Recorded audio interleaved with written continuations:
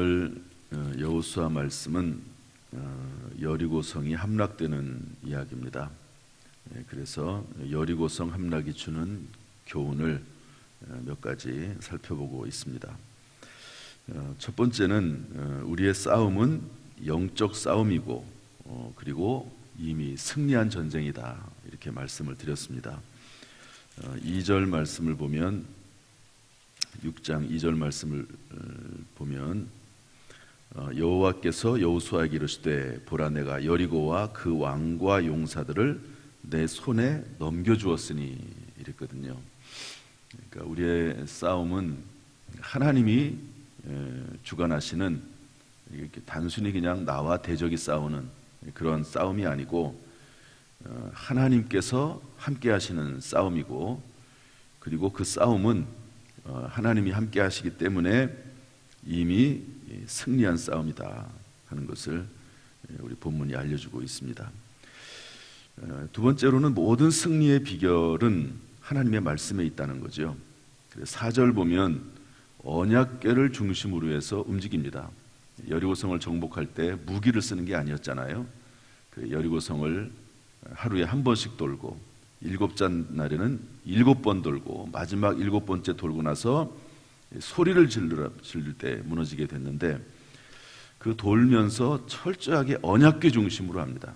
그래서 언약궤 앞에 이제 무장한 군인들, 또 제사장 7 나팔을 들고 그렇게 행진하면서 나팔을 불고, 뒤에는 후군이 따르고, 뒤에는, 그래서 철저히 언약궤 말씀 중심으로 또 믿음과 소망과 사랑의 성경적 원리를 가지고 전쟁에 임했다 하는 것을 알 수가 있습니다. 오늘은 그 세 번째 내용으로 우리 10절, 16절 말씀을 한번 읽어보겠습니다. 10절 우리 먼저 읽어보죠. 10절 시작. 여호수아가 백성에게 명령하여 이르되 너희는 외치지 말며 너희 음성을 들리게 하지 말며 너희 입에서 아무 말도 내지 말라. 그리하다가 내가 너희에게 명령하여 외치라 하는 날에 외칠지니라 하고. 그래서 이 말씀에 따라서 16절 말씀 한번 읽어보겠습니다. 16절 시작. 7번째에 제사장들이 나팔을 불 때에 여호수아가 백성에게 이르되 외치라, 여호와께서 너희에게 이 성을 주셨느니라. 외치라는 말과 외치지 말라고 하는 말이 나옵니다. 정반대의 이야기죠. 그러니까 6번 매일매일 성을 돌 때, 하루에 한 번 성을 돌 때는 외치지 말고 침묵하라는 겁니다. 그러나 마지막 날 성을 7번 돌고 나서는, 7번 돌려면 아침 일찍 일어나야 되겠죠. 그때는 여호수아가 지시하는 대로 외치라 하는 것이죠. 저는 이 말씀을 통해서 우리가 살아나갈 때, 신앙생활 할 때도 마찬가지고요, 침묵할 때가 있고 외쳐야 될 때가 있다 하는 것을 알려주고 있다고 봅니다. 한번 따라합시다. 침묵할 때가 있고 외쳐야 할 때가 있다. 하나님께서 침묵하라고 하면 침묵해야 합니다. 하나님께서 외치라고 하면 외쳐야 하는 것이죠. 침묵하라고 할 때 외치는 것은 불순종입니다. 내 생각에는 지금은 외쳐야 될 때야. 하나님은 침묵하라고 하는데, 지금 전쟁을 하고 있는데 아무런 말도 안 하고 성을 돌기만 하면 돼. 그러면서 하나님에 대해서 불평하고, 또 지도자인 여호수아에게 대해서 불평하고, 그리고 자기 목소리를 내고, 그런 것은 불순종이죠. 침묵하라 할 때 외치는 것은 불순종입니다. 또 외치라고 하는데 그것 침묵하는 건 역시 불순종입니다. 이렇게 견고한 성이 그냥 소리를 지른다고 해서 무너지겠어? 그러면서 다른 사람들은 다 외치는데 자기는 외치지 않아요. 불순종이죠. 그 본인 하나 외치지 않는다고 해서 성이 무너지진 않을지 모릅니다. 그러나 그 개인은 불순종하고 있는 거죠. 불순종하고 있는 겁니다. 그래서 하나님께서 외치라고 하시면 외치고, 외치지 말라 그러면 침묵해야 되는 거죠. 침묵할 때가 있고 외쳐야 될 때가 있음을 알려주고 있습니다. 사도 바울이 고린도에서 전도할 때 참 힘들었습니다. 유대인들이 대적하고 비방할 때, 그때 성경 말씀 사도행전 18장 9절 말씀 보면 이렇게 되어 있습니다. 밤에 주께서 환상 가운데 바울에게 말씀하시되 두려워하지 말며 침묵하지 말고 말하라. 합시다. 두려워하지 말며 침묵하지 말고 말하라. 두려워하지 말고 침묵하지 말고 말하라고 말씀하는 거죠. 비록 두려움 가운데 있지만 하나님께서 하라고 하시면 하는 것이고, 그래서 사도 바울은요, 이 고린도 지역에서 1년 6개월을 머물면서 말씀을 전했습니다. 1년 6개월을. 사도 바울은 전도자거든요. 일반 목회자가 아니고, 한 지역에 머물러서 오래 사역하는 그런 목회자가 아니고 전도자이기 때문에 자주 옮겨 다닙니다. 그래서 하나님이 인도하시는 대로 빨리 교회가 형성이 되면 빨리 움직이는 거고, 또 그렇지 않으면 더 오래 머물 수도 있고, 어쨌든 교회가 형성이 되면 교회를 떠났다가 또 다시 와서 교회를 굳게 하는 그런 일들을 했는데, 이 고린도 교회에서는 1년 6개월을 머물면서 말씀을 전했습니다. 중요한 것은 하나님께서 말씀을 전하라 하시면 전하는 거고, 외치라 하면 외치는 거고, 침묵하라 하면 침묵하는 거죠. 광야 40년 동안 생활을 하면서 하나님께서는 구름 기둥과 불 기둥으로 인도하셨습니다. 그래서 이제 구름 기둥이 딱 머물면 이스라엘 백성들이 머무는 거죠. 그리고 이 밤이 되면 일교차가 심해서 추워지거든요. 또 하나님께서는 불 기둥을 세워서 멈추어 있는 그 이스라엘 백성들을 보호해 주십니다. 그러다가 구름 기둥이 떠오르면 빨리빨리 짐 정리를 하는 거죠. 그래서 성막도 다시 다 해체하고, 그래서 언약궤를 또 앞세우고 또 출발하고 그런 일을 한 거죠. 그래서 주님 말씀하시면 하나님께서 구름 기둥을 통해서 움직이라 하시면 움직이시고, 또 멈추라 하면 멈추는 그런 일을 했다 하는 것을 알 수가 있습니다. 지금 우리의 신앙생활 중에서 침묵해야 될 신앙생활의 상황 가운데 지금은 침묵해야 될 때입니까? 아니면 외쳐야 될 때입니까? 가정생활도 마찬가지고 직장이나 사업도 마찬가지입니다. 하나님께서 움직이라고 하십니까? 아니면 멈추라고 하십니까? 하는 그 하나님의 사인, 인도하심을 잘 받아서 말씀 가운데서 순종하는 저와 여러분 될 수 있기를 주님의 이름으로 축복합니다. 할렐루야. 두 번째로, 마지막으로, 전체적으로 네 번째죠. 우리 25절 말씀 읽어보겠습니다. 25절 다 같이 읽어보죠. 25절 시작.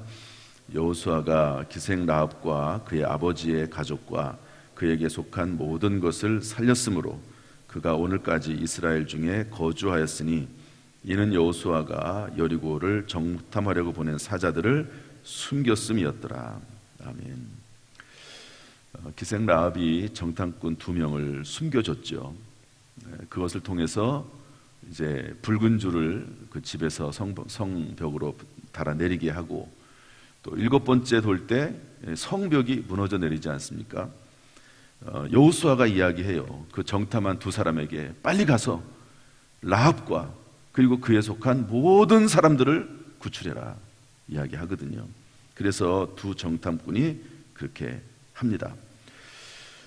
결국 약속대로 그 라합과 그 모든 가족들, 그 안에 있는 사람들은 다 살게 되는 것이죠.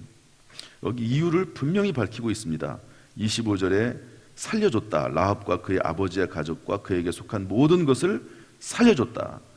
그리고 나서 이유가 있다 밝히고 있습니다. 이유가. 이는 여호수아가 여리고를 정탐하려고 보낸 사자들을 숨겼음이었더라.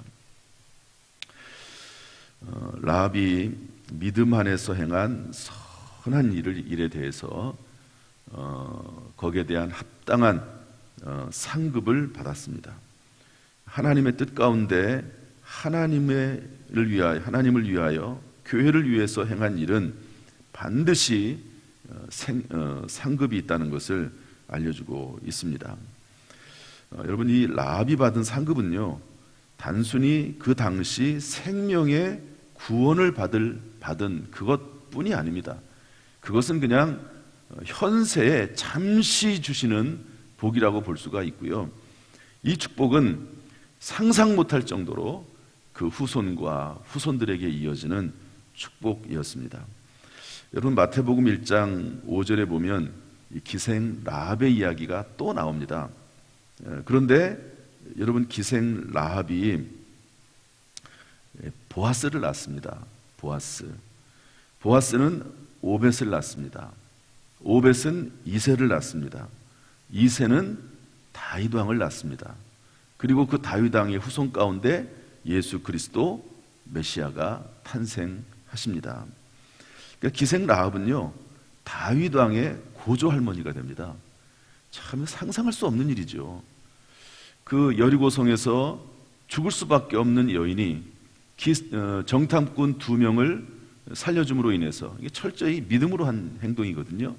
그 결과 생명이 구원을 받을 뿐만 아니라 다윗의 왕의 가문이 되고, 그리고 예수 그리스도 메시아 그리스도의 가문이 된다는 것을 여러분 상상이나 했겠습니까?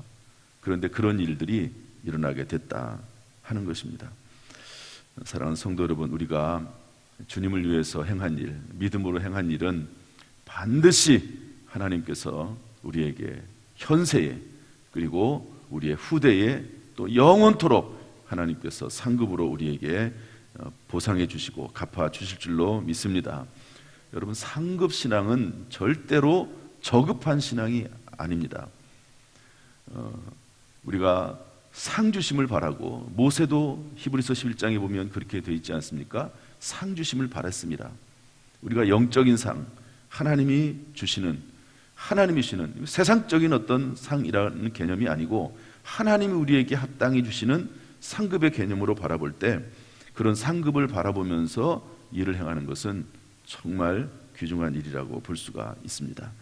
마태복음 10장 42절에 보면 이런 말씀도 있어요.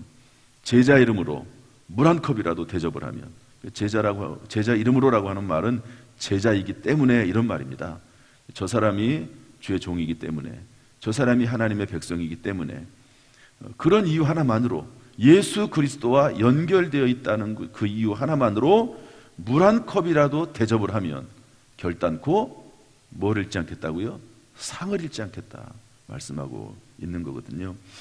그래서 아합이 목숨 걸고 한 일입니다. 사실은 목숨 걸고 한 일이에요. 거기에 대한 마땅한 하늘의 상급을 받았음을 알 수가 있습니다. 여러분, 이런 믿음을 가지고 이 새벽에 나와서 기도하시고, 또 크든 작든지 간에 하나님 앞에 믿음을 드리면서 선한 일을 행할 때, 우리가 선한 일로 구원을 받는 것은 아니에요. 제가 계속 말씀드리지만, 그러나 믿음으로 선한 일을 행할 때, 구원받은 이후에, 이신칭이 받은 이후에 믿음으로 선한 일을 행할 때 반드시 하나님께서 그 선한 행위에 대한 보답을 해주실 줄로 믿습니다. 성경적인 말씀이고, 그리고 하나님께서는 그걸 원하세요.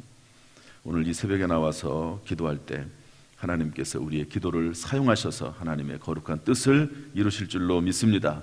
이 새벽에 나와서 부르질 때마다 하나님께서 우리에게 지혜와 능력을 주시고 선한 상급으로 갚아주시기를 주님의 이름으로 축원합니다. 기도하겠습니다. 하나님 아버지, 여리고성 함락을 통한 여러 가지 교훈들을 살펴보았습니다. 이 속에서 우리 각자에게 주시는 음성들을 듣고 이 말씀에 따라 살아갈 수 있도록 우리에게 새 마음과 새 영을 허락하여 주옵소서. 지혜와 능력과 새살이 돋아나도록 우리를 도우시기를 원하오며 예수님의 이름으로 축복하며 기도하옵나이다. 아멘.